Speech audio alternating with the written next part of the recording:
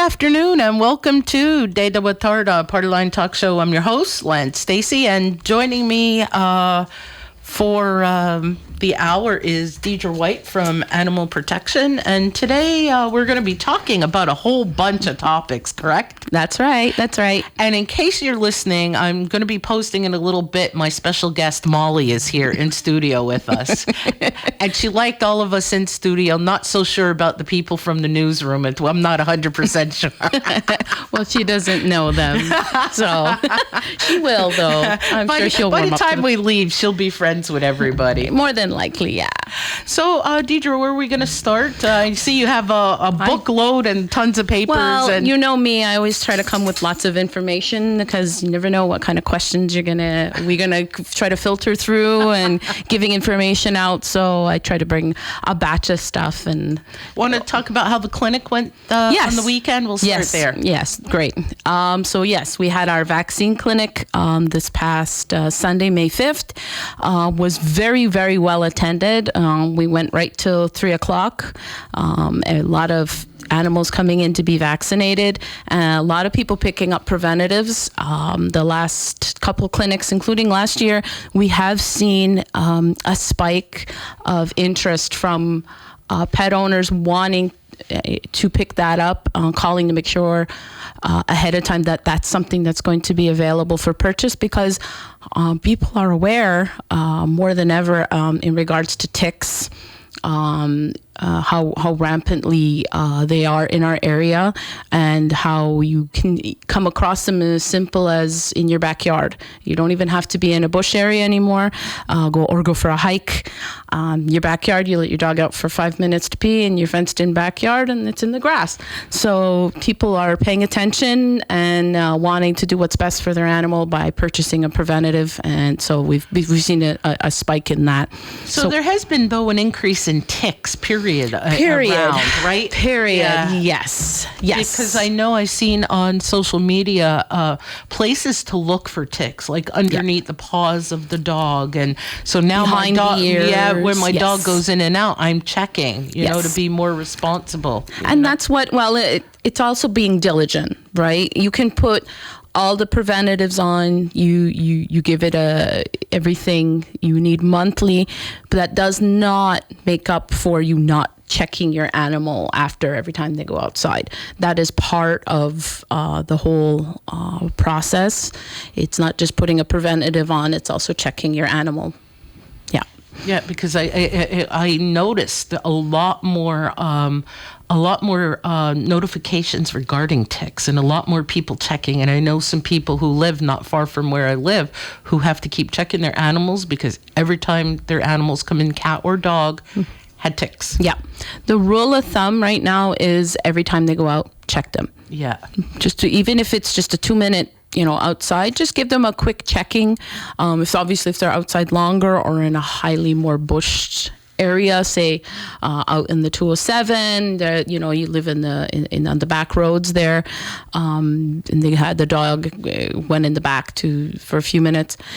You want to check them a little more extensively to make sure that there's no ticks. That's what I'm really worried about. Like I said, I've been worried before, but now it's because it seems like it is. It is. There's a higher instances of people finding ticks on their dogs, and like I said, you don't have to be in a bush area to find them.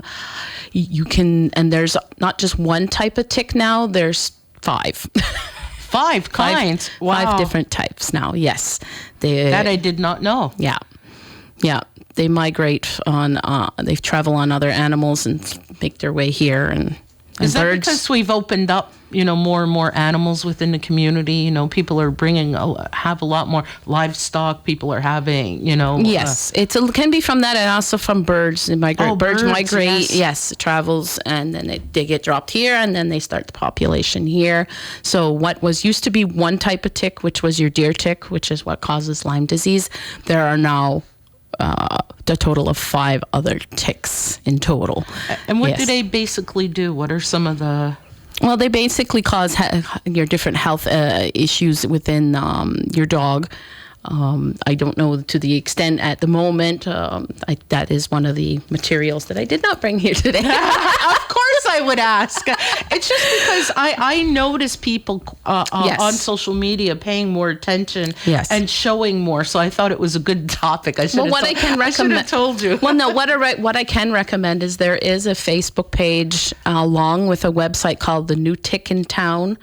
And it plays off of kind of like a cowboy concept, and it's like, how there's a new bad boy in town or whatever. So it plays off of that, and it has all the ticks listed for what come about in our area, what their names are, what they look like. Oh, they would have a picture. Yes, I think that's yes. We do have some at our office as well for reference. So it's something you can swing by there as well, but it is freely available on the internet and on Facebook, which most people are on. And it's called The New Tick in Town, which has a lot of information on it if you're wanting to learn a little bit more about the ticks in our area. Okay, let's get back to your schedule after I interrupted. This is a hot topic. Yeah, a lot of people. It took quite a number of years with Vaccine Clinic to get people on board with the concept of purchasing a preventative. And because Revolution, which is the product that we still use to this day, or recommend to this day, is expensive in the sense of you're paying a big amount up front. It's a box of 6 for 6 months, coverage for 6 months, but you're paying anywhere between $120 and $190 right off the bat for it. But if you break it down month by month, it's significantly cheaper. So it was hard to get people to kind of think of it as an investment in their pet by buying that as a preventative. Now we see people asking for it, but then now within the last 2 to 3 years, there's also a combo that's been put together with the Revolution along with a chewable called Simparica that also covers the 4 other ticks, because Revolution was designed and at the time was for 1 tick, because we only had issues with the 1 type of tick, which was the deer tick. And now they needed to create something to kind of combat the issue with the other ticks in our area. So now we see they do sell just your standard Revolution, but they do have it as a combo. And we see a lot of people purchasing that because they want full coverage for their pet. We worked our way to our first break, and we'll be right back. Welcome back to Tetewathá Partyline Talkshow. I'm your host, Stacey, and I'm joined today by Deidra Whyte from Kahnawake Animal Protection, as well as our special guest, Molly, who's in studio. And I did post a picture, too, on Facebook of our special guest. So I guess we were talking about the clinics, and you're actually going to be offering 2 more in the month of June. Yes, that's right. We did have our 2 clinics previous on April 28th and May 5th. But we have 2 dates coming up, June 2nd and June 9th. They are a couple of weeks away, so there's plenty of time to get in and book yourself a spot if you missed the first 2 clinics, or if your dog is already vaccinated but you wish to purchase your preventatives, maybe you're running low or you don't have any, you can definitely come in with your pet or by yourself and pick that up really quickly. Yes. So we can book you if you give us a call at our office at 450-632-0635. And my extension is 53527. Perfect. You have other clinics as well that you're doing, and yes, those have been very successful too. Those go very well. Yes, that never stops. It's been over 6 years now. We've been doing the low-cost spay-neuter program in conjunction with Dr. Glue and Timberly out in Kirkland. We see dogs and cats roughly twice a month who come in and get sterilized through the clinic at a lower rate than what you would have at other vet offices. Yes, I've had 2 of my dogs done, 1 female, 1 male, and I was very happy with it, and I don't have to worry anymore. No. Just saying. I did the 1 litter of pups, and because I was told that female dogs 1 litter of pups. then get her spaded. And I didn't know at the time. She had her 1 litter of pups. That was it. I said, I'm getting her fixed. Yeah. We got the other dog, and I said, well, I don't want to encourage any more puppies, and so we got him fixed too. Yeah, and that's it's a kind of a more of an old frame of mind of thinking is, you have to have them have a litter first before you get them fixed, right? Or you want to experience your children to experience life, seeing how puppies are born. And it's just like the world is full of dogs and cats who need homes, right? So having litters out of nowhere, I guess so to say, is quite irresponsible. Yes, we know it can happen. We're not blaming anyone, but if you can get your animal fixed before anything happens, it's definitely what's recommended. So that way you're not contributing to the pet overpopulation Absolutely. issue. I also think another shift I had done is we would always take puppies. We wouldn't buy puppies. We would take puppies from different litters. And my last 2 dogs, we took Daisy, actually was a little bit older pup, probably like 4 or 5 months old, and I was very happy with her. And Rubble, we went through animal protection, and we took him, and I wouldn't trade him for the world. My big baby, my big pup. But again, instead of going to buy a dog that was $700, $800, $900, you know what, we did it twice. Once a dog got bumped, not even 4 months after owning it, and my other dog got run over too, so that was the end of that. Right. Yeah. People can still go out and purchase dogs and cats, especially if you're looking for a specific breed. You can find them in shelters on occasion.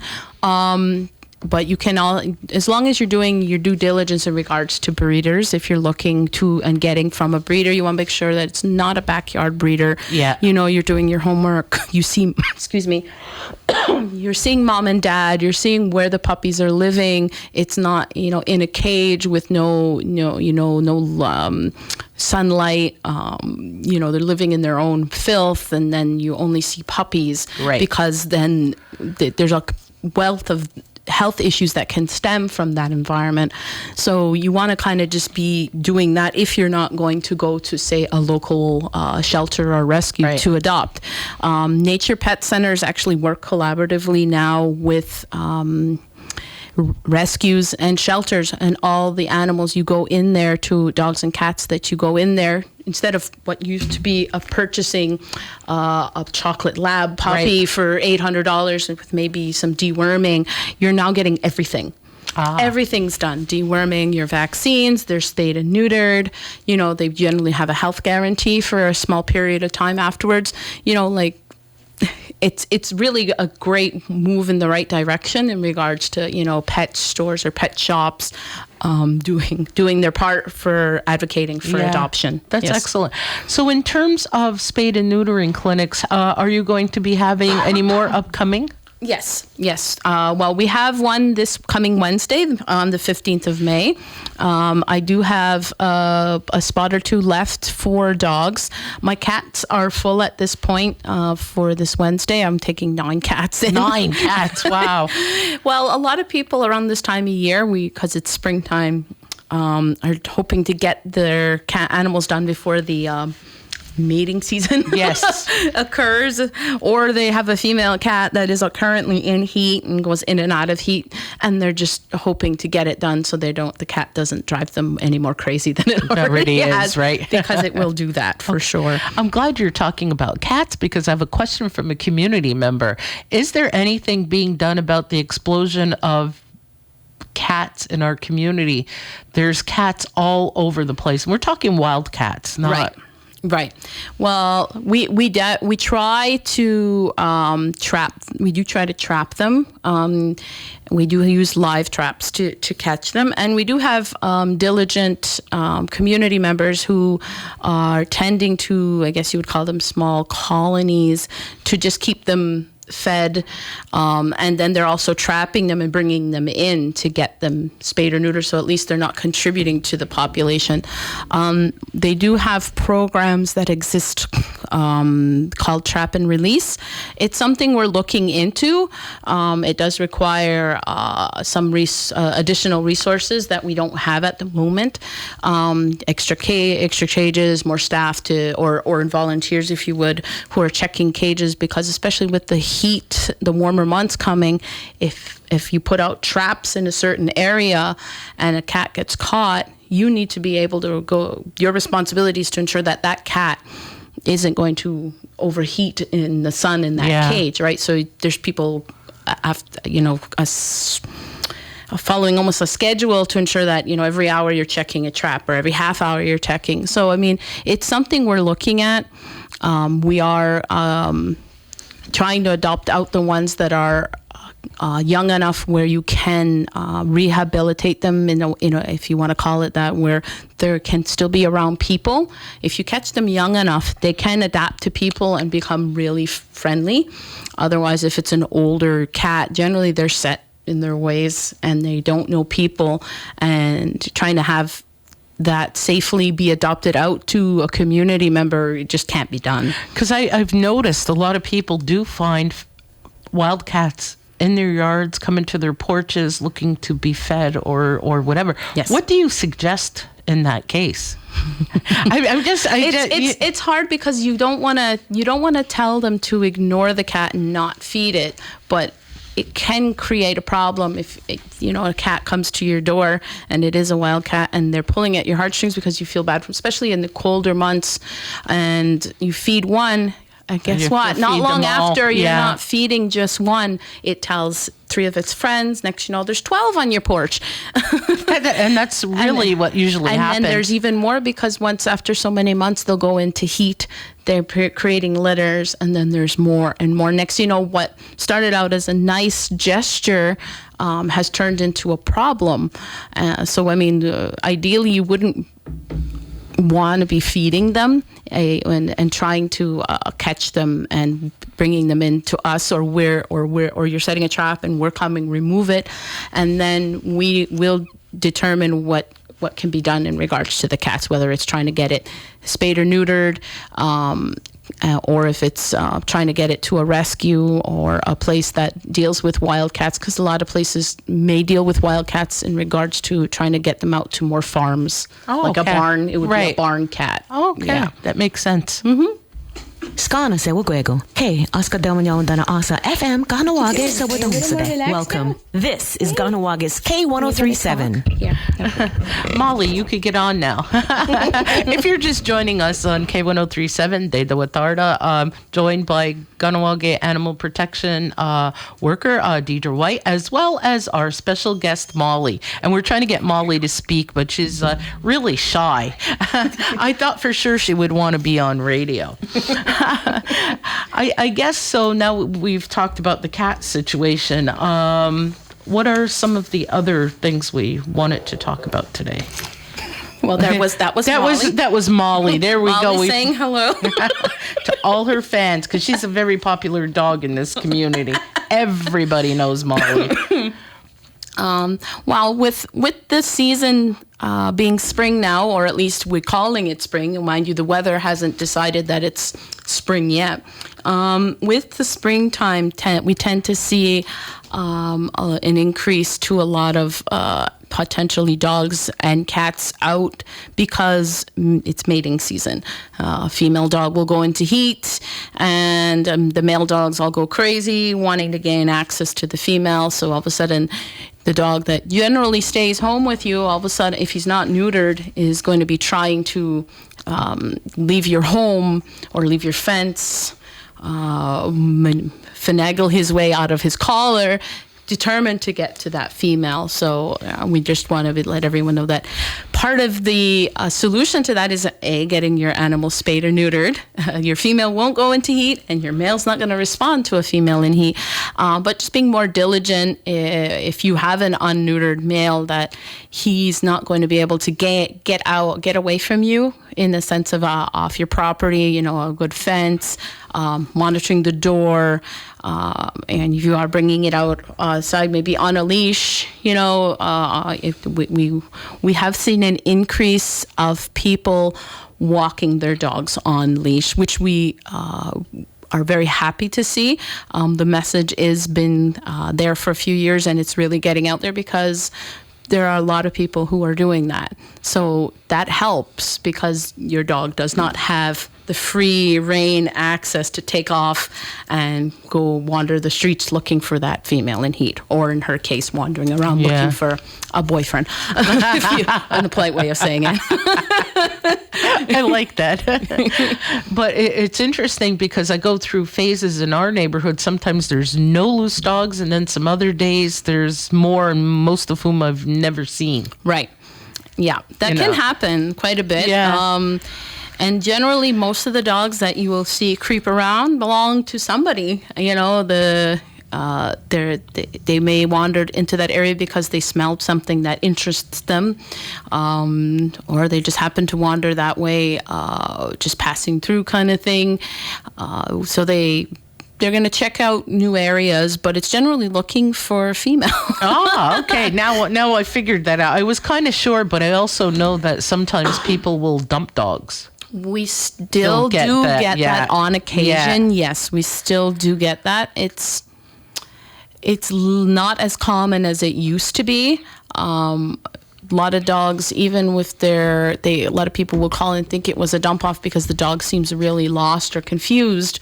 But if you spend time at home with your dog, and your dog's mostly a house dog and only circulates a block or two around your area, all of a sudden it gets scared from something, wanders 5 streets or 5 blocks away. It can't smell around to determine this is the area I'm accustomed to, and then he's trying to navigate his way back and may have a hard time. So he may look like he's an abandoned dog when in fact he's just temporarily lost and he can't find his way back. When my dogs, the last time they got out the fence, Daisy knows the whole area, and she was 8 years old, so she could go pretty far and know almost the area. Rubble, different story, and you could see the panic in his eyes. And when they see my truck, and they were like 2 blocks over, and they saw my truck, well, Daisy, she goes crazy. He was shaken and jumped in the cart because he was just a house yard dog. Yes, he's not exactly. used to. He got out about a month or so ago. Somebody opened my gate again, and I know it was opened because we don't use that part of the gate. Right. So I know someone shoved it because my latch was actually turned. So I know, and it happens sometimes. Yeah. And what happened is he got out, but fortunately for me, he just ran to Debbie's across the street. So, and again, if my neighbors see him, they know he's a house dog. Everybody in the neighborhood knows that he doesn't get out. So he was just at Debbie's, so my nephew ran across the street and grabbed him. But I was concerned because what happens if he gets out and goes further? Exactly. And that's what happens. A concerned community member will call up and be like, the dog looks like it's lost. Maybe it was a drop-off. It looks like a drop-off. And they're basing it off of the behavior the dog is exhibiting, which is he just seems really, really lost. But it could just be simply that the dog isn't used to being out on the road because he's mostly a home yard dog and goes for walks on a leash in a very small area. So he's not going to be able to determine where he is and how he makes his way back home. Well, it was interesting, too. Yesterday I saw a post on social media, and it was someone who was going around looking to pick up dogs. Really? Yes. That was where? I'm in a new development area. Okay. Somebody posted make and model of a car and saw a little dog being taken in, and when the person questioned them, they took off. Okay. So someone's dog was loose. I don't know if they got their dog back. I don't know, but I saw it and it was like, I didn't see I said, that. wow. And nobody had called the office in regards to that I'm aware of anyway. That's that's a whole nother, piece to this, Right. That can tie into actually over the last few years we didn't hold one last year, but we've been trying to get people on the community members who own animals into the idea of a microchip, Yes. which is a permanent form of ID that's injected between the shoulder blades under the skin. Because right now, like as you can see by wonderful Molly here, she's got tags on, but if somebody really wanted to be malicious and pick her up one day and take off with her, all they got to do is remove tags. Absolutely. Right? And then she doesn't have identification if she didn't have a microchip. Molly does have a microchip. So you can have the, people who are extremely responsible and diligent, they have a fenced in yard or they tie their dog. And if they go to work for the day, and generally the neighborhood they live in has a lot of neighbors who go to work, there's nobody really there to kind of witness something. You could have somebody generally just kind of enter the community or be from the community per se, walk up to that dog, unclip it, put it in the car and walk away. Yeah. Because they can just take identification off of the dog. We've heard stories of that happening where dogs were just stolen right out of their yard. People responsible and everything, and the dog's just gone. And there's no way to know what happened, who took it, and it's extremely unfortunate. But one of the many solutions to that, or that we try to advocate, is permanent form of ID. It saves you the stress of what would happen because my dog, if the tag's removed, if you do have a tag on your dog. I think one of the things, and we're very fortunate in the community, is as soon as a dog is either found or lost, people have no problem sharing the post, and people are on the lookout, and we get a lot of help and support, for that, which I think is great. Yes, and we do get people who call it into us in case we pick the dog up, because it can happen. But then we also, one of the first few things out of our mouth after getting information from them is, do you have social media? Do you have Facebook? Yes, I do. Put a post up on Facebook, and it spreads like wildfire, and people do get their dogs back a lot of the time because somebody said, I found it and it was cold, so I brought it inside. Because you could have people going out looking for their dog riding around, and if the dog's not on the road, you're not going to find it. It could be inside somebody's home because they found the dog and they're keeping it safe indoors until they can find who the owner is. And they'll also call us as well to say, I found this dog. If anyone reports it missing, here's my number. So my dogs have gotten lost this couple of times. So when I see them, I help share because I know how much I've appreciated people who found my dogs. And to me, it happens. I'm a responsible pet owner. They're in their gate. I have people who feel it necessary to open up my gate. I have people, my dogs have gotten underneath, so we know to lock, check underneath the fence. So we found all their spots. So, I've done the responsible thing. So I know for me, but they can get out. Yeah. And with all that comes the work, right? Yeah, absolutely. You can put a fence up, but that's not the end all solution. No, you have it's not. to be monitoring that fence if they're still able to dig. And like in your case, if someone's opening gates, guess what? If you're not home, how are you supposed to try to control that, right? There's things you have to do to try to be responsible. It is work. It is. It's a lot of work. I'll share a little story. I was in Toronto last year for lacrosse. I get a phone call, a message from my neighbor. My gate opened up. My dogs got out. Oh, good Lord. My nephew was sleeping, so he didn't have a chance to check. I had to call my sister, had my neighbors on patrols looking for my dogs, all while I'm getting messages in Toronto. But I do appreciate my neighbors for that because, like I said, they got out and they were only out not even 5 minutes, but my nephew didn't check the gates. Like every morning I get up, every morning I have to check because I never know what's going to happen. So again, you need that support. It's effort and work, and then yes, the support as well. It can be difficult if there's issues between neighbors, and then a lot of times it is the dog that they'll complain about. Sometimes it's legitimate, and sometimes it may not be. But they end up being taking the brunt of it, the issues between neighbors. Yeah. Okay, we worked our way to our second break, and we'll be right back. Welcome back to Tetewathá Partyline Talkshow. I'm your host, from Luann Stacy. We're talking today with Deidra Whyte from Kahnawake Animal Protection, and of course our special guest in studio who's been very quiet and just going around patrolling inside the studio, Molly. So I guess we were touching on a very interesting story of when you own a pet. It's a large commitment, and I think that's the bottom line. And cat, dog, anything. Horse. I don't know. My brother got something new. I forgot what it was. A lizard. Yes. Now we have a lizard. They also have a pig. You know. So they live out on a Bells Beach area down there. So okay. they have the place. But I know of other families too whose pet are getting he had goats too. I have to talk about the goats. It goes beyond just your standard dog and cat. Yes, and at the end of the day, it doesn't matter whether you own a dog, a cat, chickens, horses. I mean, it's something most people, if not all people, know that you need to be responsible for them. Care, in regards to, shelter and food and water, medical care. A lot of people often don't think of, what the costs associated with is an annual visit to the vet. Shots at the beginning, if you are getting a puppy, are, at 8 weeks, 12 weeks, and 16 weeks, and then an annual exam every year, your preventatives, your spay and neuter operation, which may be a little more affordable if you're going through our program.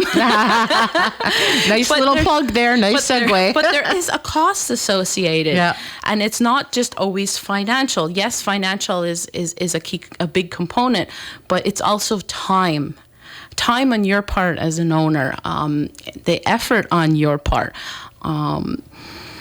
It's just having to be very responsible with your animal.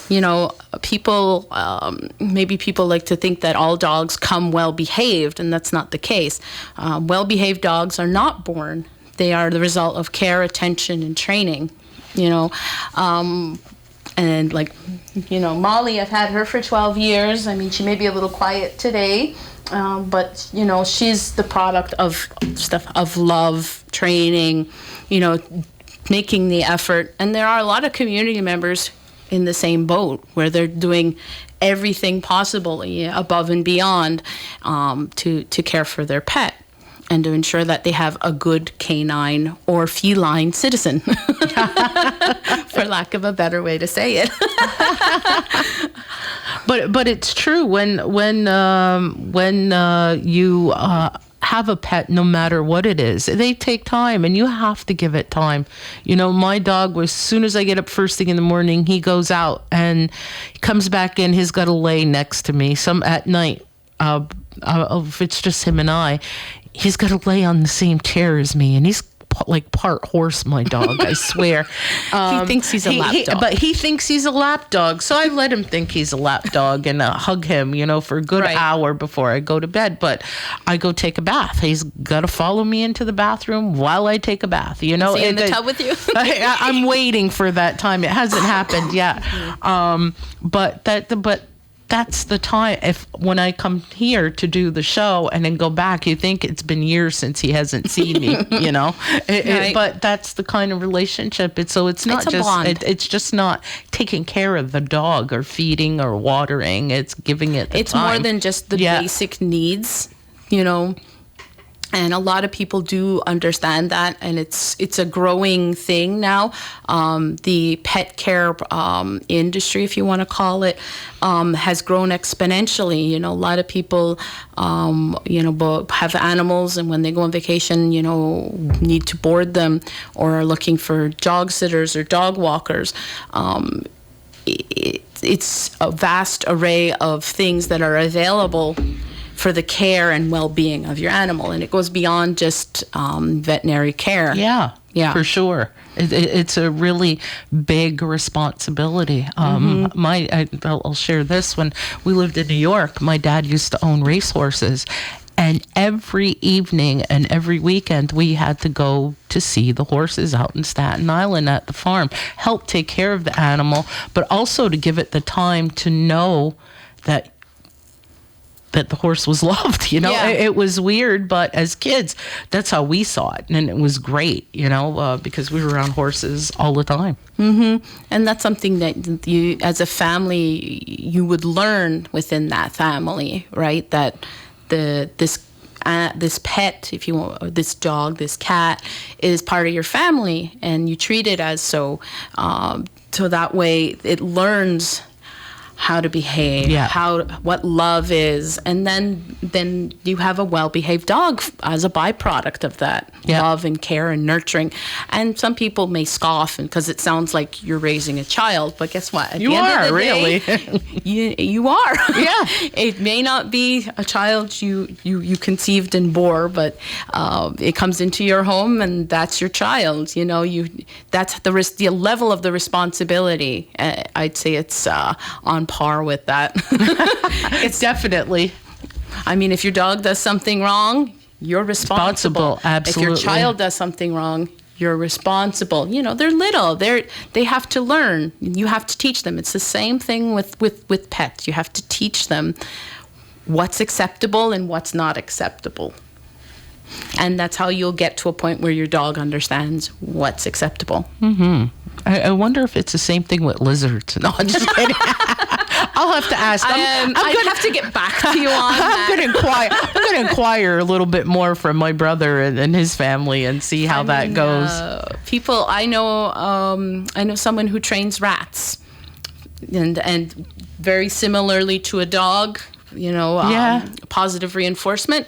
The rats are trained.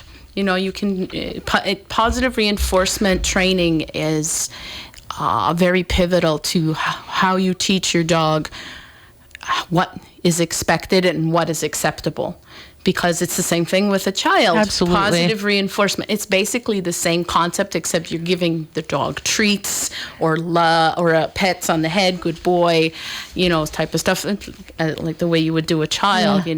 Kind of positive reinforcement for what you want them to do. I'm still thinking about the rat thing, though. I don't know. I think I draw the line.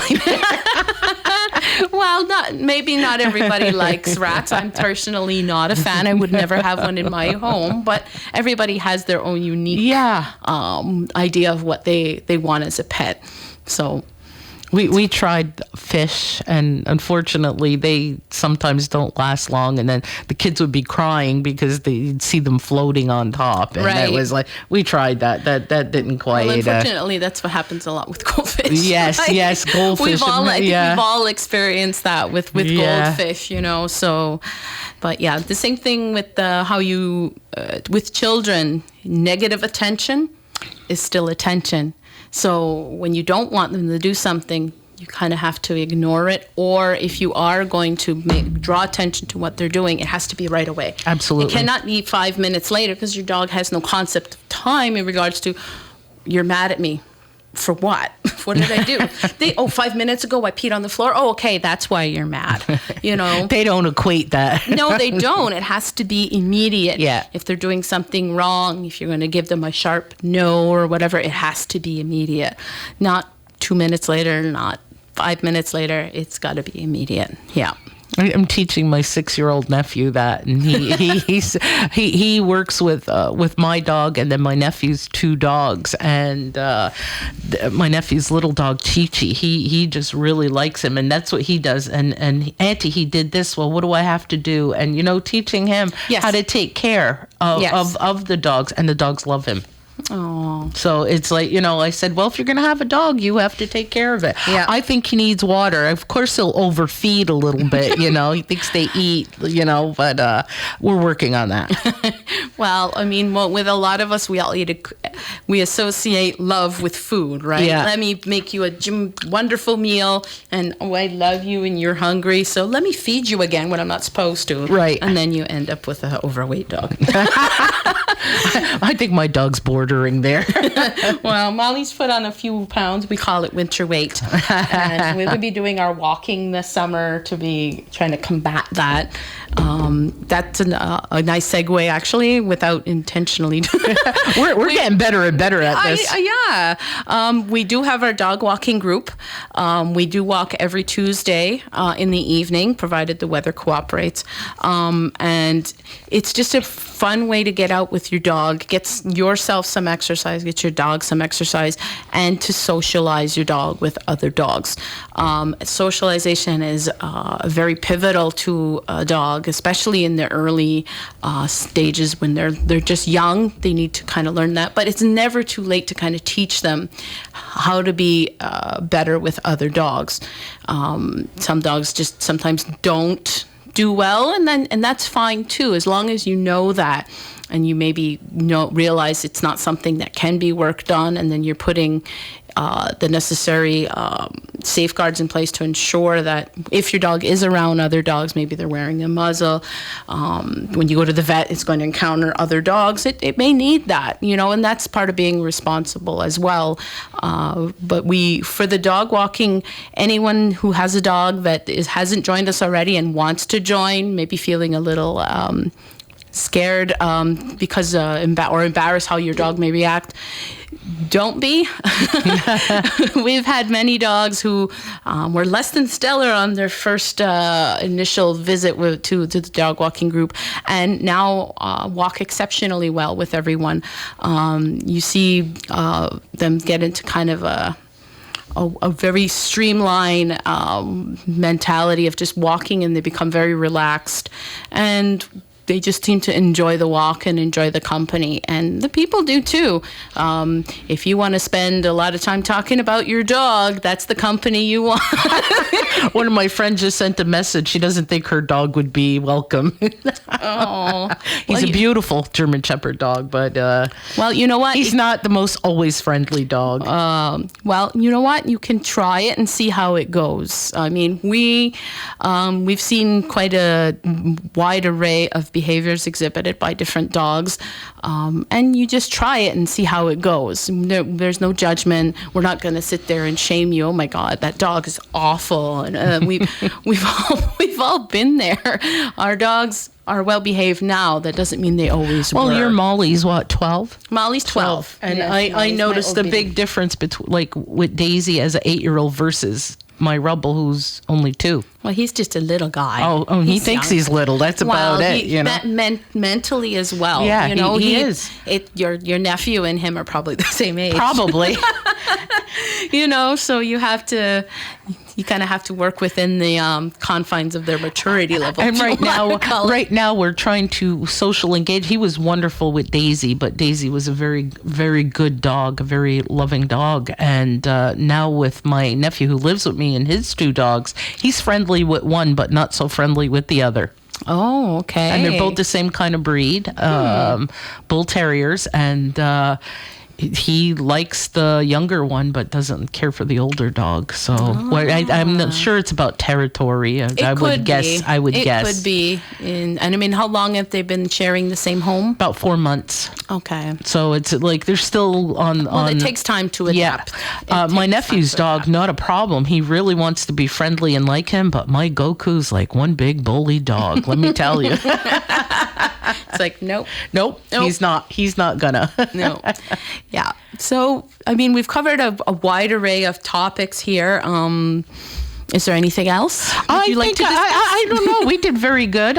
Just maybe a reminder about the clinics that are upcoming, just so people know, and where they can get the information if they want to know more. Okay, so for our vaccine clinics, to get your pet vaccinated or to purchase preventatives for the fleas and the ticks and the heartworms, you can reach us at 450-632-0635. My extension is 53527, but you can also speak to someone else there who answers the phone that would be able to book you an appointment.